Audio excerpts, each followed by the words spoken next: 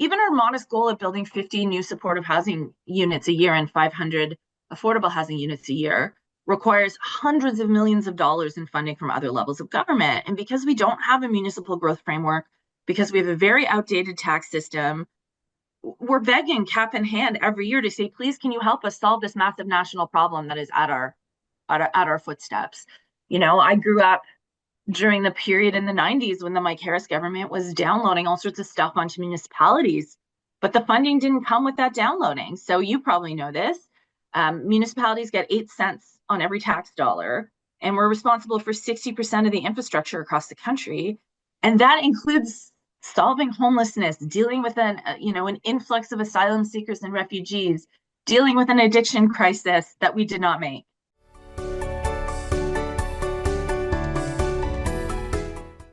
Welcome to the Cross Border Interviews, the online show where we dive into the insights of municipal political leaders from across Canada. Now, our mission on the show is quite simple. Shine a light on the dedicated individuals who day in and day out work around the council table to shape the communities that we call home. And joining us for our very first episode of 2025 is Ottawa City Councillor Ariel Troster. As Canada's capital, Ottawa is the perfect place to experience some of the country's best attractions, celebrations, and flavors, all in one welcoming city. With its unique blend of urban and rural beauty, year-round outdoor activities, and vibrant neighborhoods, the Ottawa region is best explored over 3 days or even more. Across Canada, our cities, towns, villages, and rural communities are alive with stories waiting to be told. Stories of innovation and economic development, resilience in the face of the housing challenges, and the financial hurdles municipalities overcome every day. At the Cross Border Network, we bring these stories to life. From coast to coast to coast, we're connecting Canadians to the issues shaping our communities and showcasing the people working tirelessly to make them thrive. With your support, we can expand our reach, amplify more voices, and shine a light on the challenges and triumphs of municipal life. For as little as $3.99 a month, you can help us grow and continue sharing the stories that matter most. Join us today and be part of this important mission. Together, we can tell more stories, build stronger communities, and make a real difference. Support the Cross Border Network now.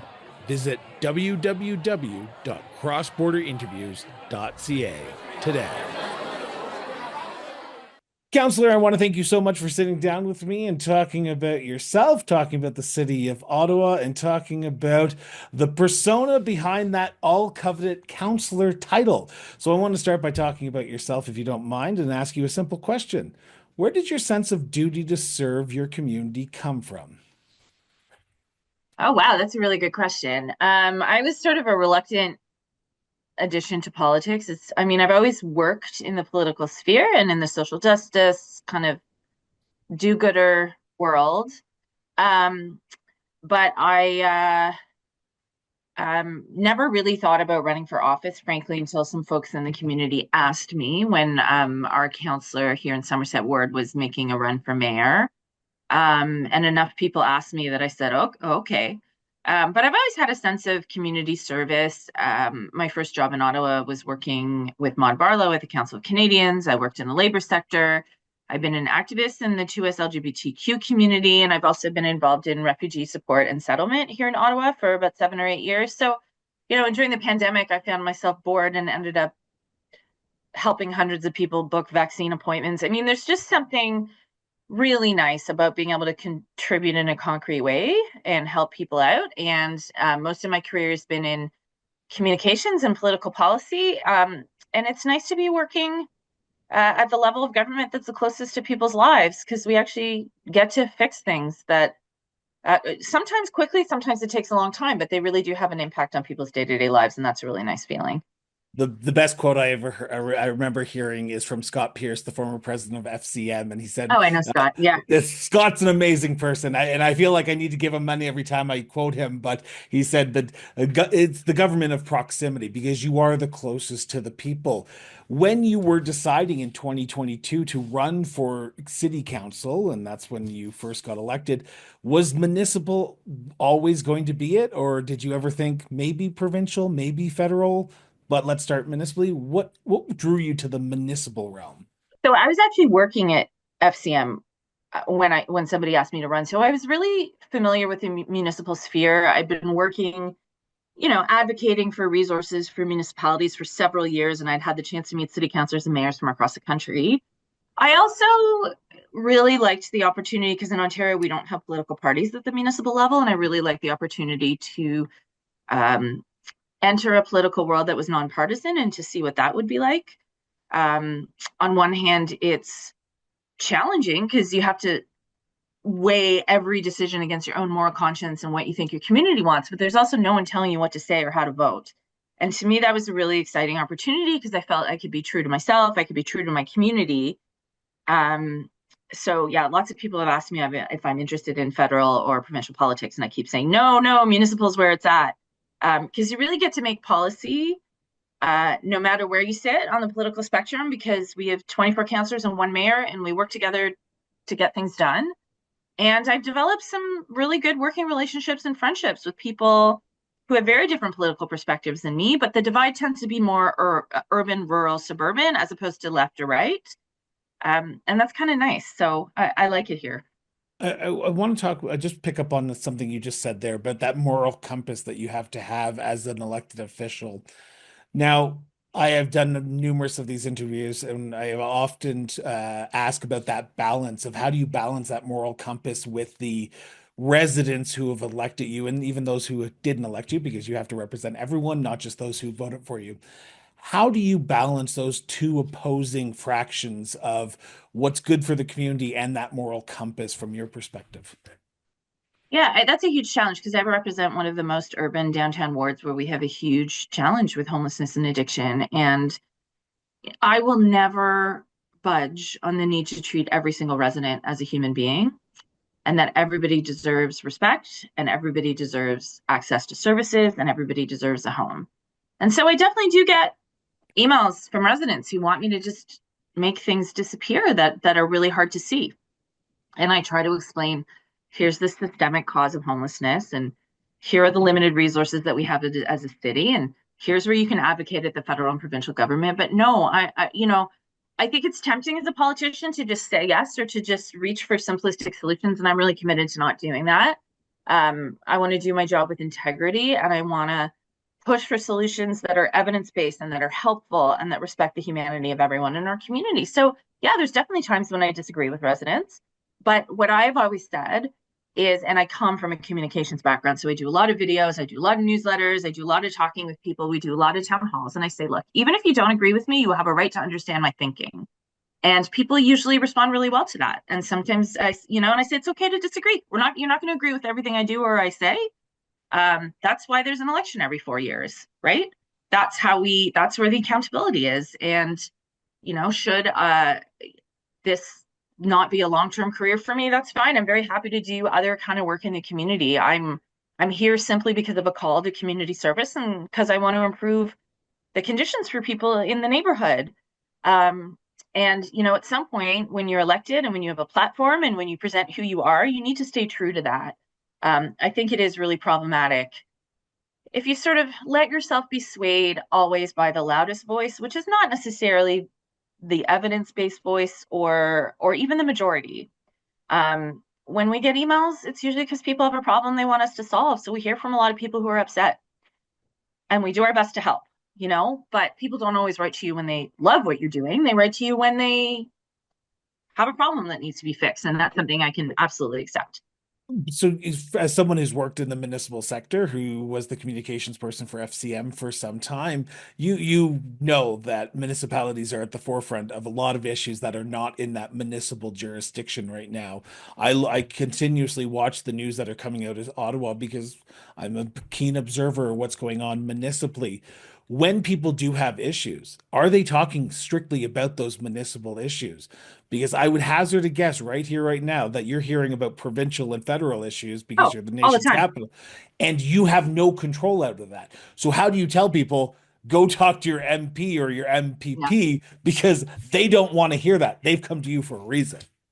No, and I think that, I was in a meeting with the MPP and with the MP from our ward to deal with some residents who were quite upset about the visibility of poverty and homelessness. And even though they were right there, they are the ones with the money, they still wanted to blame me slash the city. It is very challenging. And so there's a lot of educating there to say, look, the roots of homelessness started when the federal government pulled out of paying for public housing 30 years ago. The provincial government here just announced they're going to shut down the only safe consumption site in my ward. And right now, the biggest challenge we have in our neighborhood is public drug use. I don't agree with closing down the only safe place that people can use indoors. How is that not going to lead to an increase in public drug use? And so, yeah, I try to explain to people, look, this one was out of our hands. This one we had no control over. Here's what we can do. Here's what we can't do. But, I think they want you to snap your fingers and fix it quickly. And, it's funny, in that very difficult meeting I had a couple of weeks ago, a bunch of residents were saying, well, we don't want to just hear that it's all about money. What can you do? And I say, look, even our modest goal of building 50 new supportive housing units a year and 500 affordable housing units a year requires hundreds of millions of dollars in funding from other levels of government. And because we don't have a municipal growth framework, because we have a very outdated tax system, we're begging cap in hand every year to say, please, can you help us solve this massive national problem that is at our footsteps? I grew up during the period in the 90s when the Mike Harris government was downloading all sorts of stuff onto municipalities, but the funding didn't come with that downloading. So you probably know this. Municipalities get 8 cents on every tax dollar, and we're responsible for 60% of the infrastructure across the country. And that includes solving homelessness, dealing with an influx of asylum seekers and refugees, dealing with an addiction crisis that we did not make. So yeah, it is very challenging. And what I'm always trying to do is help people channel their frustration into advocacy that's actually helpful, and to try to design our solutions the best we can to serve the most people. But it's a tough slog. It really is. Is the life of a counselor what you expected at 2 years into your term? I mean, yes and no. I knew people would recognize me in the neighborhood, but I literally walk my dog and get questions about things while I'm picking up dog poop. That's, I can't get through the grocery store without people to talk. But my ward is 6 kilometers square. We live very close to each other. Of course, we're going to see each other. I think, I knew this job would break my heart because I would see problems that I can't instantly solve. When the person who's actively homeless comes and says, find me a home now, and you can't do it immediately because our systems are backed up, that is incredibly hard. I don't think I possibly could have understood how hard it would be to have this conversation over and over and over again about addiction and homelessness, with people from all sorts of opinion levels. And yeah, this mandate to say, you fix this now, that's the most difficult conversation. All of the other stuff, policymaking, committees, planning committee, that stuff I find fascinating. I don't personally get offended when a councillor votes somehow differently than me.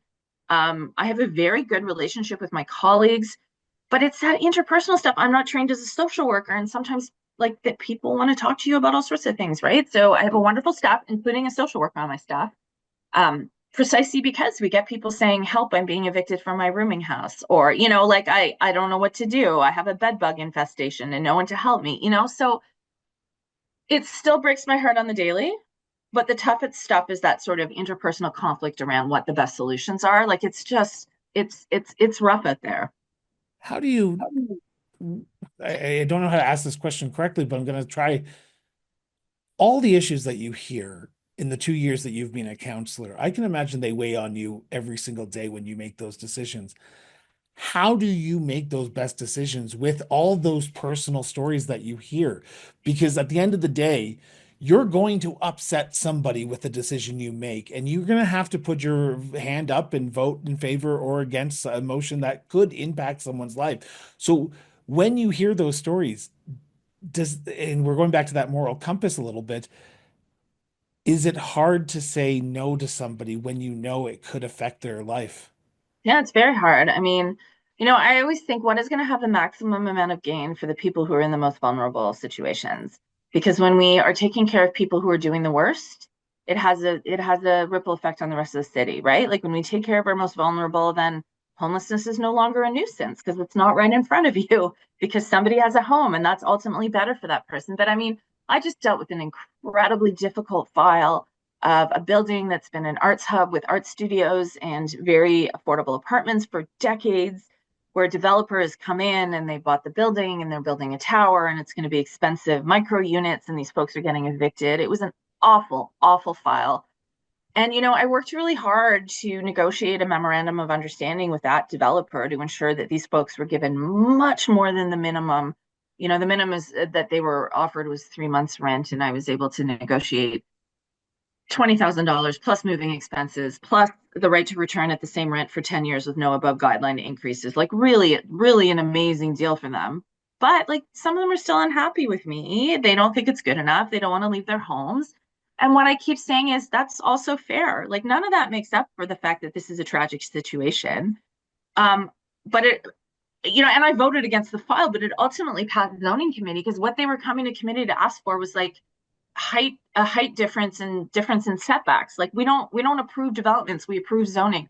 And that's a really tough thing to explain to people, right? Like some of these tenants, I think we're holding out hope that this thing could be stopped. And I try to be quite pragmatic with them and say, I will vote against it, but it's not going to be stopped. So how can we get the best deal for you possible? And so, yeah, there's definitely some of those tenants that are still very upset with me, but I can sleep at night knowing that I got something that was far more than the minimum for those remaining 11 residents, and that it set a precedent going forward for what we expect of developers. And now I'm working on an anti-rent evictions bylaw that could help prevent similar situations in the city. So I'm always thinking about when we have casework or we have a really difficult file, like what's the policy fix so we don't have to do this again, But it's very hard because some of those tenants are still very upset with me because they don't think that agreement with the developer was good enough. And that's also fair, right? Like you just have to do your best.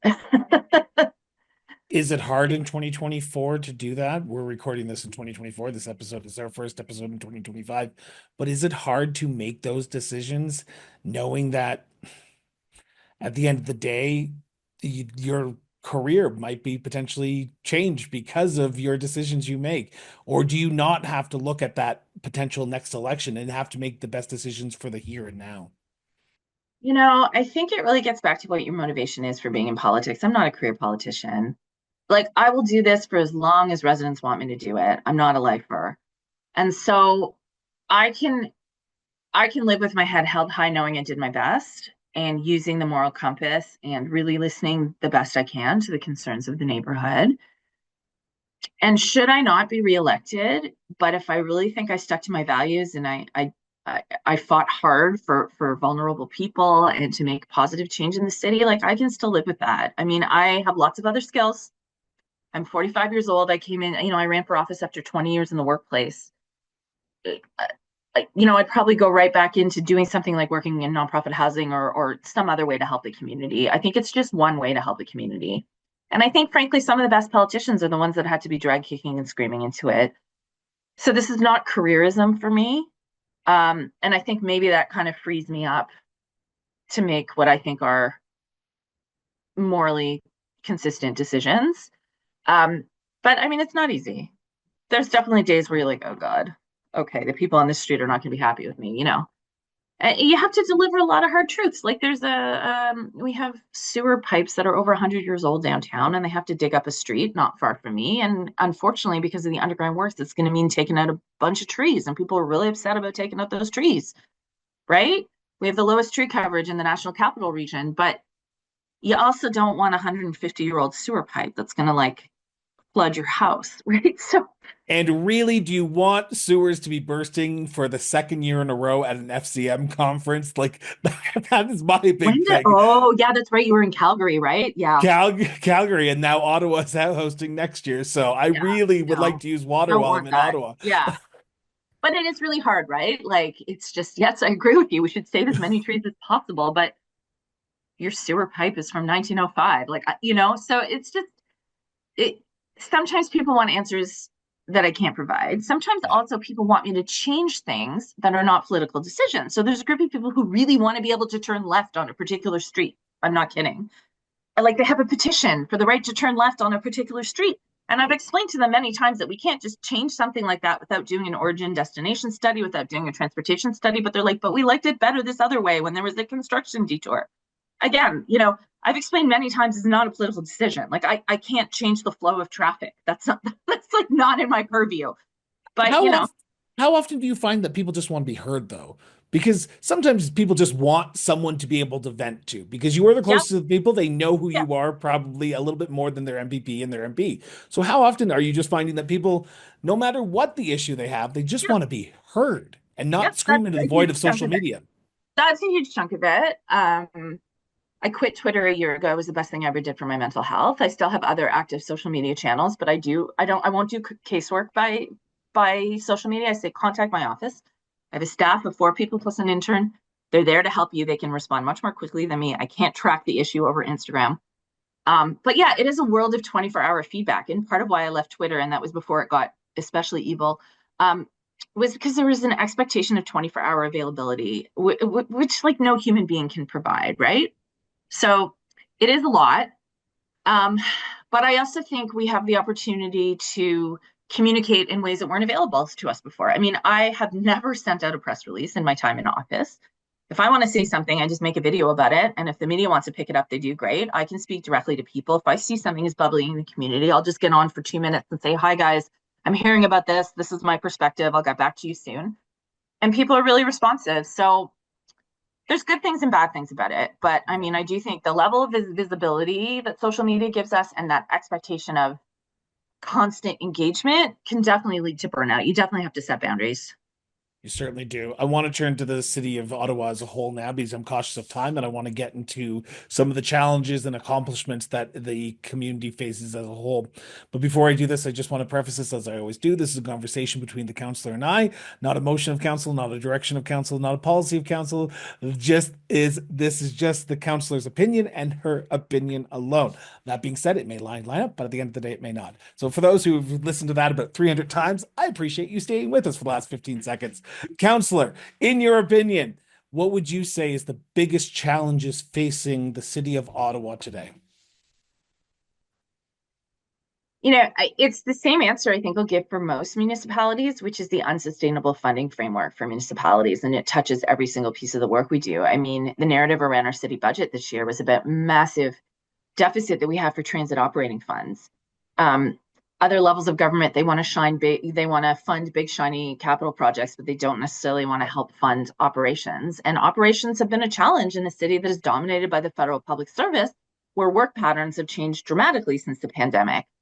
It's the case with homelessness, where if we had a steady stream of funding coming into our city that we didn't have to apply for all the time, a cut of the GST or a cut of the income tax that we could put directly into solving homelessness without going through this application process, constantly begging, constantly patching holes, that would be enormously helpful. And the other challenge is we have one of the biggest land masses of any city across the country. City staff likes to put up a map that shows that the combined land mass of the greater city of Ottawa is bigger than like Calgary, Montreal, Toronto, Vancouver, like all thrown together in a map. That again was a result of forced amalgamation in the year 2000 that was mandated by the provincial government. But it makes it really difficult because my rural colleagues are really rural. Like Councillor David Brown's ward is 700 kilometers square, mine is 6 kilometers square, right? When I talk about the need for bike lanes downtown, he's just looking for like basic roads and sewer service. And so, I enjoy learning from all those folks, but we also have a council where votes are weighted heavily outside of the core because there's more there's more rural and suburban wards. So that is incredibly tricky. We also have a housing crisis, just like we have all over Canada. We have a new zoning bylaw that we've been developing that will allow for a lot more density. And we have a homelessness problem that's out of control. The latest point in time count shows more than 3,000 people. Now, we have open spaces all over the city, including repurposed community centers, which now we want to return to the community by renovating other spaces, but it's a constant moving target. We're also significantly impacted by the refugee and asylum crisis. More than 70% of our shelter system is currently now made up of newcomers. So it's a lot of change all at once. And again, it's an example of the city having to sort of figure out solutions to problems that we're not responsible for and we're not funded to fix. That But is just the main theme. isn't that the downloading of the responsibility from those federal and provincial Yes, governments? Because absolutely. I, every time Doug Ford talks, I listen because there's always something that the municipalities will have to do differently because of what he has just announced. I Yeah, know like they, he randomly decided he wanted to place control over where a bike lane can go in the minister's office. The day after the last municipal election, they completely changed a bunch of stuff associated with planning law. Like, it's very frustrating being a creature of the province, but yet having to solve these massive problems with other levels of government deciding, oh no, you can't do it that way anymore, and us going, so it's hard. It's really hard. It's not always a fun place to be. and I'm going to take a wild guess, and I'm saying this knowing that we're recording this in the December and this is airing in January, that new fiscal framework is not going to happen over the Christmas holidays. With everything that's No, going on in Ottawa right now, with everything going on down in the States right now, the attention to municipalities is non-existent. And I say that respectfully, knowing I'm speaking to municipal councillors. So what does the city of Ottawa do in the short term to address those issues? Because you can't tax people to oblivion and expect them to just continuously pay more in property taxes to fund issues that are going on. So are you cutting back? Are you scaling back on capital assets because you just can't afford them anymore? we did some of that. We also had a committee that looked at cost savings and found tens of millions of dollars in cost savings as a city. And we continue to apply for every funding opportunity that comes from every level of government. And sometimes we just proceed and hope that they'll just hop on board with us. We did receive some good news on economic revitalization funding for downtown Ottawa. We're going to be adding some desperately needed outreach services. We're looking at another 24-hour respite center for folks experiencing homelessness. We've bought large pieces of land to potentially develop into supportive housing. There's, of course, this whole debate about the need for refugee reception shelters, which largely need to go in the suburbs because we need land to do it. So there's a lot of moving parts. I've never, my understanding is that there's never been such a will from any other city council until this one to really tackle the housing crisis and homelessness because it's just apparent to absolutely everyone. But I represent the ward where it's just so visible every day and just causes so much disruption in all of our day-to-day lives. So, And so that's the tricky part to really underscore that urgency that, like, if people are not well cared for, then business owners don't feel safe opening their business. And, seniors are finding folks asleep in their lobbies, and people are setting up encampments in like backyards and every little corner and alley that they can find. Like, this is not acceptable for 2024 in a major Canadian city.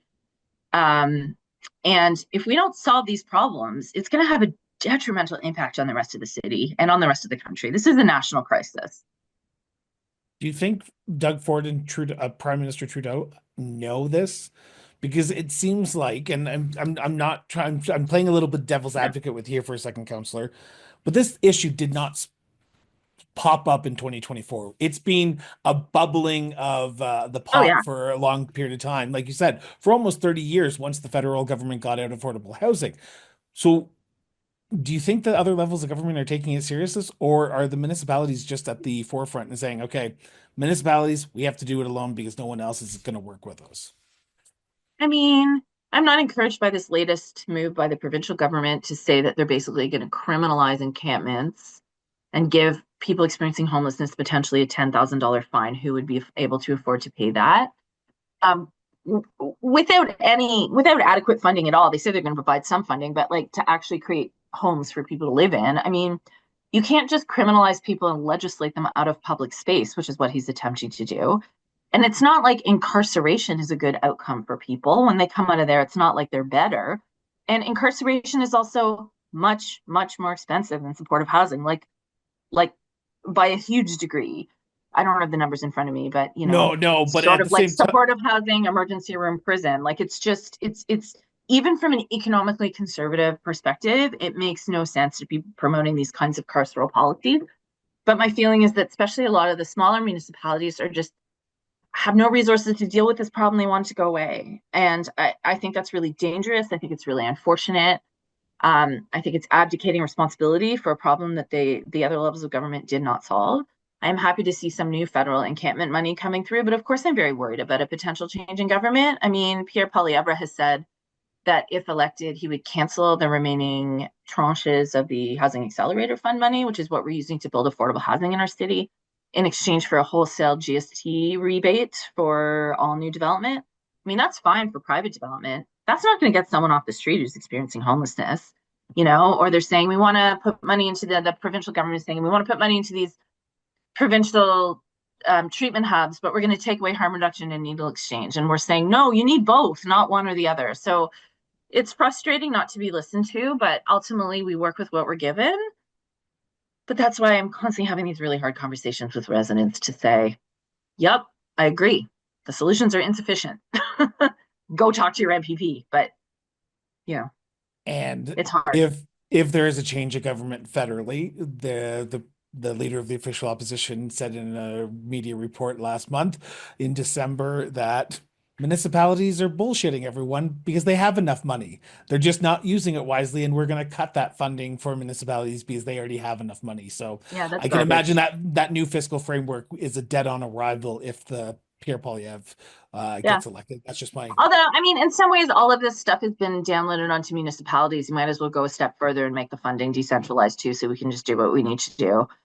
No, that's really offensive. I think there's been a sort of a bit of a trend of other levels of government just dumping on municipalities for supposedly not fixing problems that we're not funded to fix. I mean, I know I'm preaching to the choir here, but yeah, I mean, to hear that he said that is incredibly offensive, and it's a yeah. real insult to, most municipal politicians. I mean, I'm lucky I work in a big city, I make a full-time salary, but most of them make like $15,000 a year or like $7,000. Like it's a job they're expected to do off the side of their desks, practically volunteer work, and they have to have a whole other full-time job. I mean, it's unbelievable strain on local politicians to try to fix things in their cities where most of them are not even close to getting paid for the work that they do properly. And then they say, why can't we have more diversity in municipal government? Well, if you can't afford to do the job, who are you going to attract, right? Yeah. Amen. You're literally preaching to the choir there. But we talk about challenges a lot.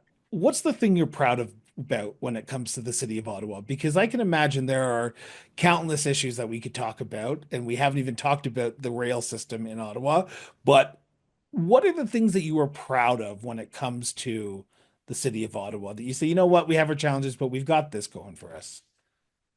I mean, I do think that even though things are hard when it comes to housing and homelessness, we have housed hundreds of people a year using portable subsidies by building affordable housing. Ottawa Community Housing is an incredible housing corporation, and they're doing really amazing, groundbreaking work. And we have a fantastic community housing sector here. We have amazing community health centers. We have fantastic parks. It's generally a very green city. We have a lot of work to do in our cycling infrastructure, but some of it is quite good.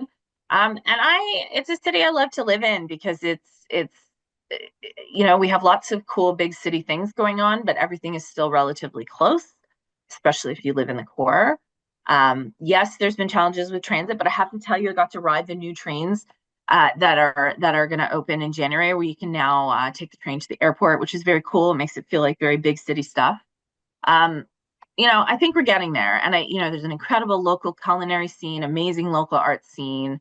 It's a highly walkable city when you're in the core.